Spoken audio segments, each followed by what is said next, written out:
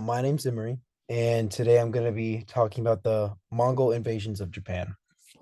So, to start off, uh, after the Mongols conquered the Yuan dynasty, the Yuan dynasty, they conquered the Jin and the Song, and they also had roughly around the same time they went into Korea and conquered them. And this kind of led them to have sights on Japan because they heard it was a country of gold. And yeah, but to talk about this, we first have to talk about quickly talk about the Mongols' origins. So the Mongol people were a group of nomadic people, and they originated from what we know now as modern day Mongolia, which is right about here. And they went south into China, which I'll get into later. But they were united by a common language, culture, and leadership. And they were also known for many skilled military tactics, some being the use of horsemanship and horseback archery, also just archery in general, and they were extremely skilled at siege warfare. But many ice ages did push the Mongols south. It got too cold for them, and which led them into China. And this leads us to Genghis Khan, who's on the right, and his birth name is Temujin. And his father was murdered when he was young, and he also became the leader of his tribe at a somewhat young age. And doing this, he gained the loyalty of surrounding Mongol tribes, and through means of like diplomacy and political maneuvering, he was a very smart guy. And in 1206, he united various Mongol tribes together and gained the title Genghis Khan, and he became the supreme ruler of the Mongol Empire. But in 21 years later, in 1277, he died. So his grandson, who was on the left, Kublai Khan, is selected as the next great Khan. So Kublai bases himself in Beijing, and he offers vassalage to the Song Emperor, in which the Song decline.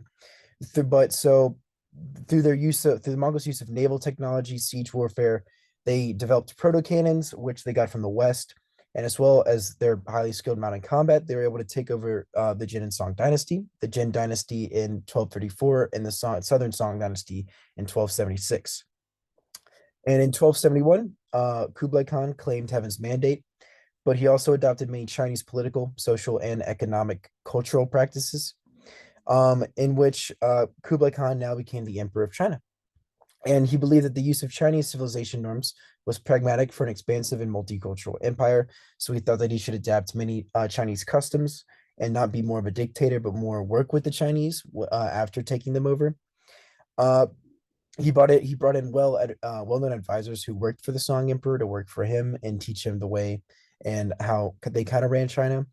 He relied on trade and diplomacy with foreign states. He had currency reforms. He brought paper money into the Chinese culture. He created passports for people to go and travel, and so they were safe, and so people knew who they actually were. And he created imperial institutions for Mongols and Chinese alike. And around roughly the same time, campaigns were sent east into Korea against the Goryeo dynasty, and the Mongols gained control roughly around the same time. That there was couples of years of difference, and the Mongols heard Japan as a place with many golds and riches.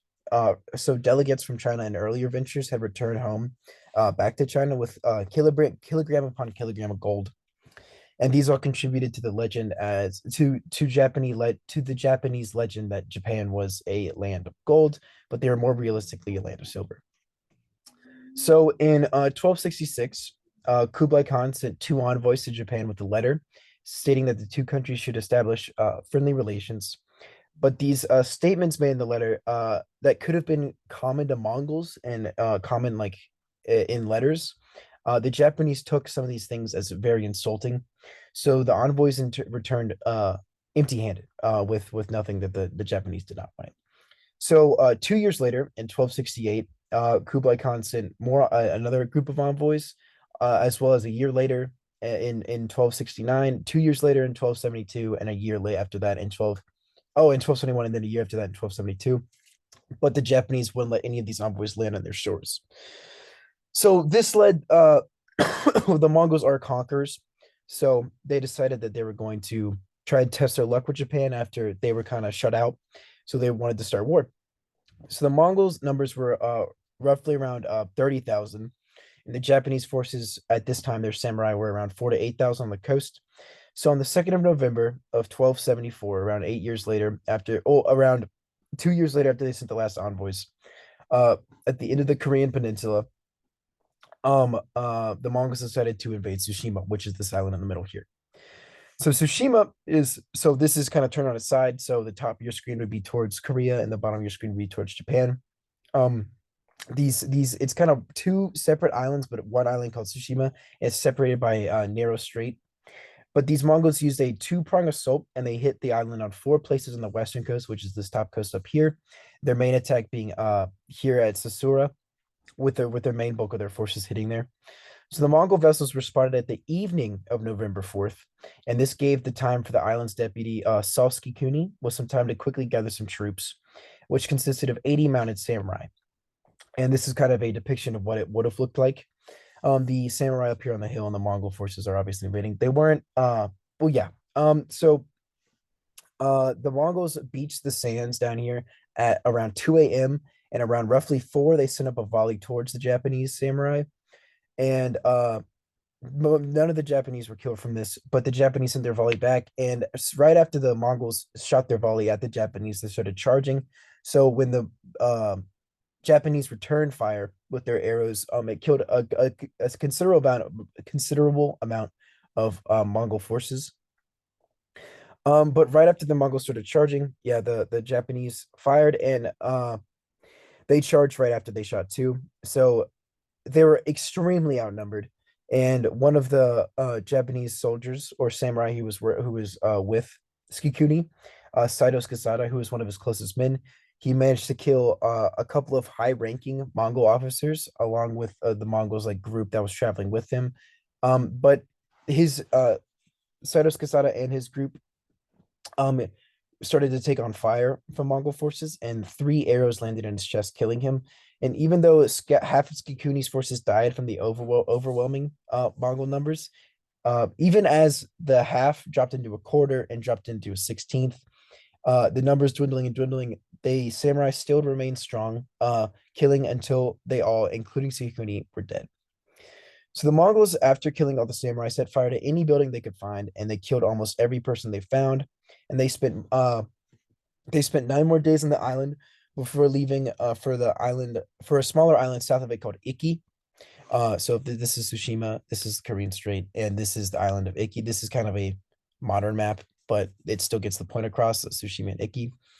Um, and they set sail for this on November the 13th of November.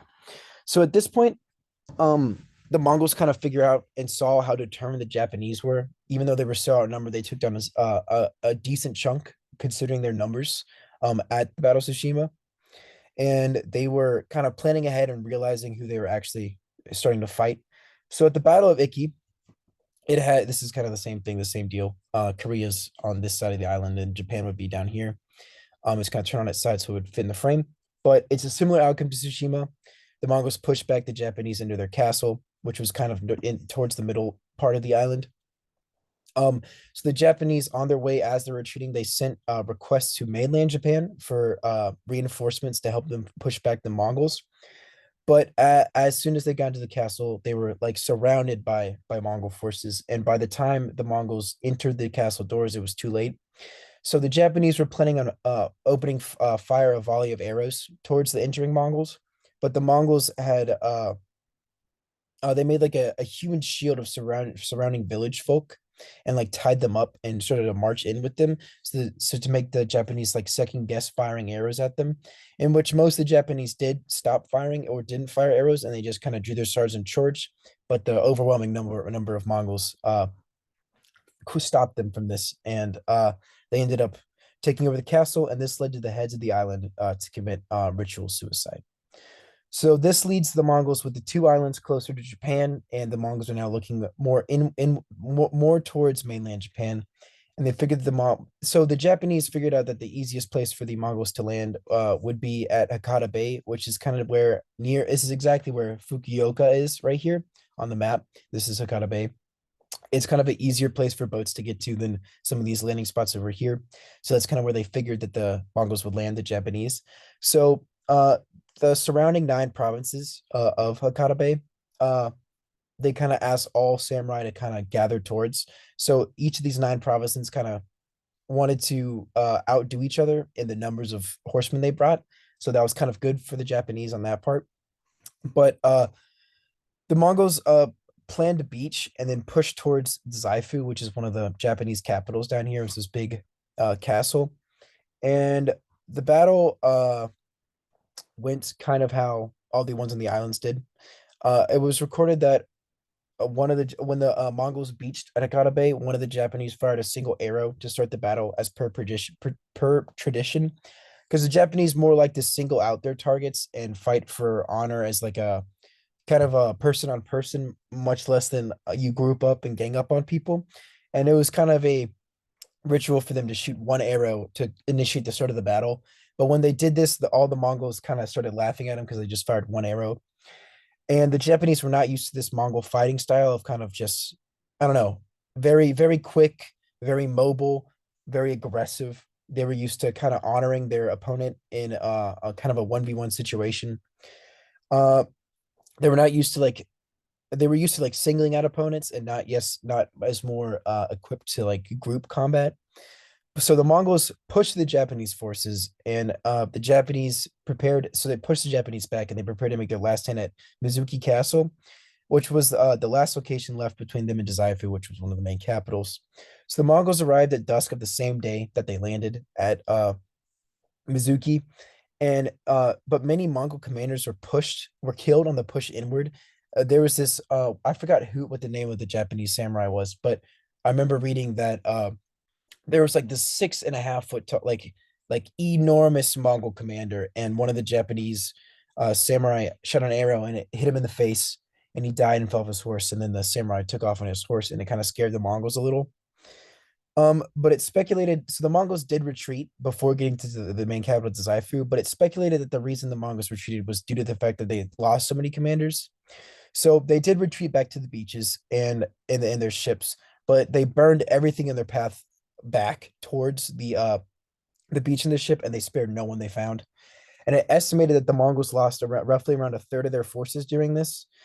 So the next year, Kublai Khan sent two envoys to Japan, and this isn't necessarily funny, but I kind of enjoyed reading this part. Uh, these envoys, compared to the other envoys that were sent, took like months longer to get there because they kind of knew that they had just messed with the Japanese and they didn't know what they were going to do when they got there.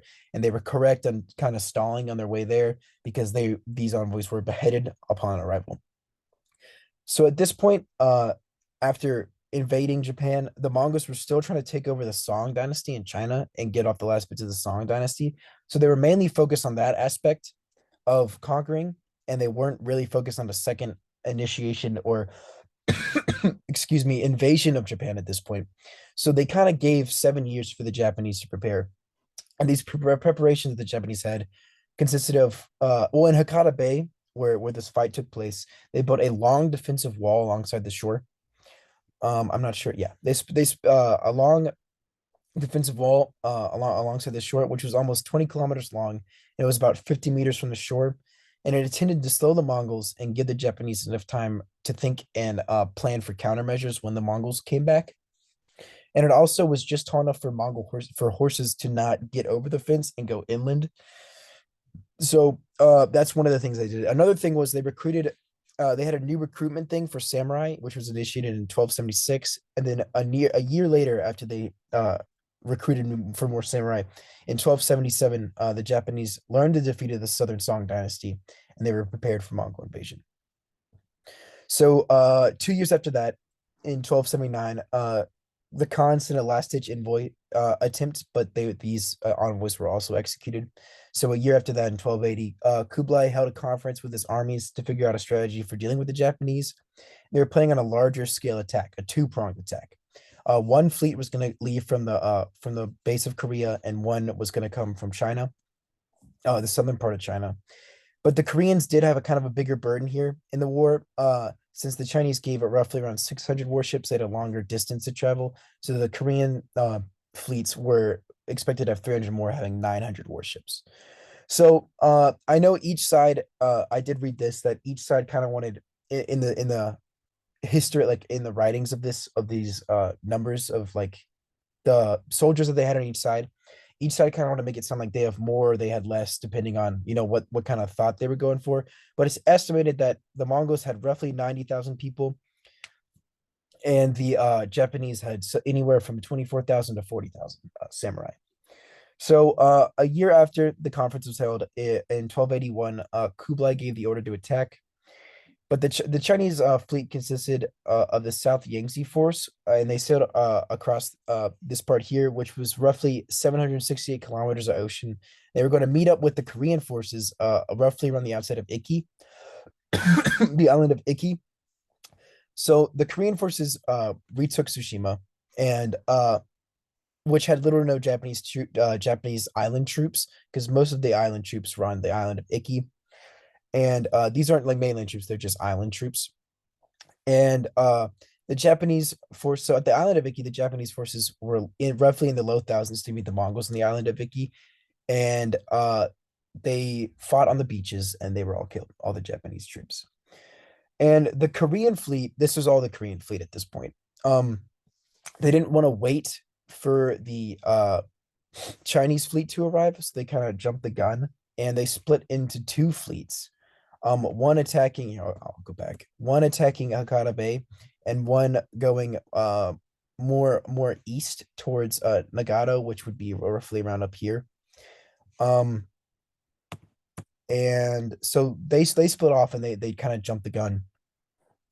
And the Japanese were ready for the Mongols at this point at Hakata Bay, and they were informed to fight more as a whole and not as individual warriors looking for honor. Um, so the Mongols who landed on shore were met with a volley of arrows hidden behind newly built walls, and the Mongols retreated back and took over the two close islands of Shiga and Noko. So this island's Shiga, this is Hakata Bay. This island's Shiga, this island's Noko. And while they beached, they got fired at, and these new walls, they couldn't fire back at the Japanese because they were hidden behind these walls. So the Japanese could shoot them, and they couldn't fire back at the Japanese. So they kind of retreated back. They knew they jumped the gun, so they waited back on these two islands. And the Japanese didn't want to sit around and wait for them to get reinforcements or kind of figure out a strategy to come attack. So the Japanese met them out on these islands, and they kind of went to attack these fleets on much smaller boats. And I don't know, yeah, it looked kind of like this. If these are Mongol, like a depiction of Mongol boats, and these little Japanese fleets going into attack and trying to get rid of the numbers, less than numbers. And this paid out immensely for the Japanese, caused less Mongol forces to have access to their beaches if their boats were gone. So eventually the Chinese fleet arrived around Iki, and this fleet kind of retreated back, and they were going to go flesh out their plans over the month of July. So the fleet retreated. The Japanese didn't have really that much pressure anymore. Well, they still had pressure, but not immediate pressure. So the Mongol forces decided to attack roughly 50 kilometers west of Hakata Bay on the 12th of August. Um, and the Japanese little ships were ready for them. And as soon as these ships came into contact, the fight started immediately. And they fought through many bloody hours throughout the night of August the 12th. And there was archaeological. So the first go around, the Mongols, it probably wasn't just because of their captains. There were like sayings that there were storms, and that kind of led the Mongols to retreat. But in this go around on the second attack or invasion, there was archaeological evidence of massive storms that helped assist the Japanese. So these ship battles raged on for days, and they left the Mongols unable to make any landing attempts, but also yeah, so the Mongols couldn't land. And in the later months of August, it was the middle of typhoon season, and a storm came rolling in, and it was a terrible, terrible storm. The ships near the shore like collided with each other, causing them to snap and flail about at the end of their anchor lines. So they were just crashing into each other. Men were washed overboard and thrown into the rough seas. They drowned, and some of them washed up on shore and collided with rocks. And the ships in the deeper waters cut anchor and just tried to ride with the waves and ride the storm out. And a Korean source said that out of the 27,000 Korean troops, 75,000 didn't make it back. So that's a casualty rate of 30,000. That's a 30%, sorry. But Chinese and Mongol sources indicate a casualty rate of more like 60 to 90%. So it was a terrible storm. And the boats that cut free and made their way back to China and Korea, they left behind all the survivors who washed up on shore. So this storm didn't necessarily save Japan because they did have a strategy and they were prepared, but it definitely did not help them. It definitely aided them in their in this ongoing war. So uh the survivors that washed up on shore were killed immediately, and the Japanese were very careful to go look through all the boat wreckage on the shoreline and in the ocean for any survivors of any of these Mongol vessels, and they were just killed on sight. So after this, Kublai Khan realized how hard it would be because of the storms, and he did have an idea of a third attempt, and it was tossed around, but he was occupied by more frontier battles in China and Korea. So the idea of the invasions of more invasions of Japan in the Mongols' minds kind of faded into history. But in Japan, it became a source of national pride. And this is kind of, oh yeah, I forgot to mention this. This is the kind of the image of them like searching around for all the Mongol survivors and trying to, kill them off. But um in Japan, this kind of victory was became a source of pride and national pride, and a sort of cult kind of formed around the Great Typhoon that helped him in this war, and they called the typhoon Kamikaze, which I thought was very interesting. So this is kind of like the map, and it kind of wraps it all up. Japan was in the first couple of invasions, they were getting messed up. They weren't prepared. They were just severely outnumbered. But in the second invasion, with the help of storms and omens and their own samurai and great determination, they were able to fight off the Mongols. So though that's those the invasion of Japan. Here are my sources. And thank you for listening.